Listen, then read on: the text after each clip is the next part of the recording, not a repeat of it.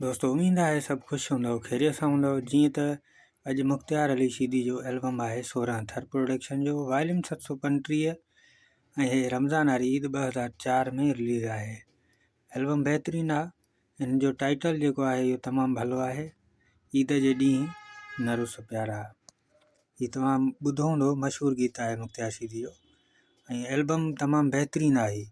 हीउ तमामु भलो एल्बम हलियो।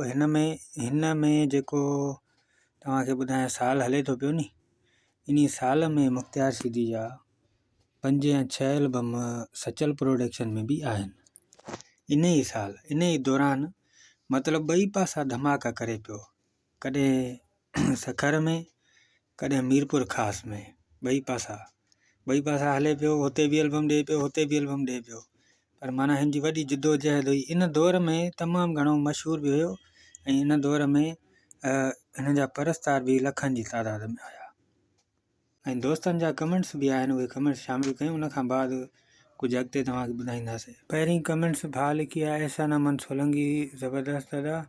शहबान सोलंकी भाउ लिखियो आहे 17 एल्बम नाइस। आशिक़ अमन सोलंकी भाउ लिखियो आहे थर में 11 एल्बम कोन तव्हां रखियो आहे। बिल्कुलु ठीकु आहे दादा। ऐं कुझु नंबर जेके आहिनि उहे मिस आहिनि, कोशिशि कयूं था त कंप्लीट थी वञे। ऐं उनखां बाद शहबान सोलंकी भाउ लिखियो आहे 11 थर में 15 थर में कोन रखियो आहे। ठीकु आहे। आशिक़ अमन सोलंकी भाउ लिखियो आहे एल्बम 15 बि अपलोड कजो। कोशिशि ज़रूरी आहे पर हिन वक़्तु अवेलेबल न आहे दा। 16 मिली वियो आहे, 16 बि न हुयो पर किथां मिली वियो कंहिं संगत खां। ऐं हीअ दोस्त आहे, उन लिखियो आहे धमालूं सचल प्रोडक्शन पैगाम कलंदर।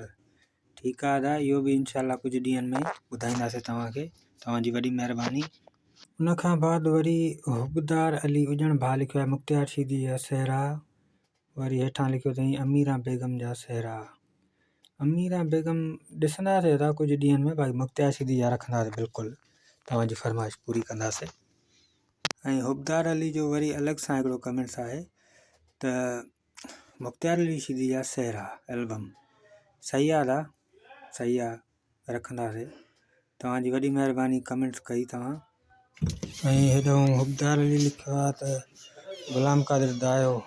ठीकु आहे दा, तव्हांजी फरमाइश पूरी कंदासीं। हाणे दोस्तनि खे ॿुधायूं त हीअ रिलीज़ इंफॉर्मेशन वीडियो आहिनि ऐं हिन में असां को बि गीत शामिलु न कयो आहे ऐं हलंदासीं हिन जे गीतनि ॾे त हिन में गीत कहिड़ा कहिड़ा आहिनि ऐं शाइर कहिड़ा कहिड़ा अथसि। त हिन जो पहिरियों गीत लिखियो आहे नवाब जोगी। गीत लिखियो अथई मौला मूंखे बि ॾे यार।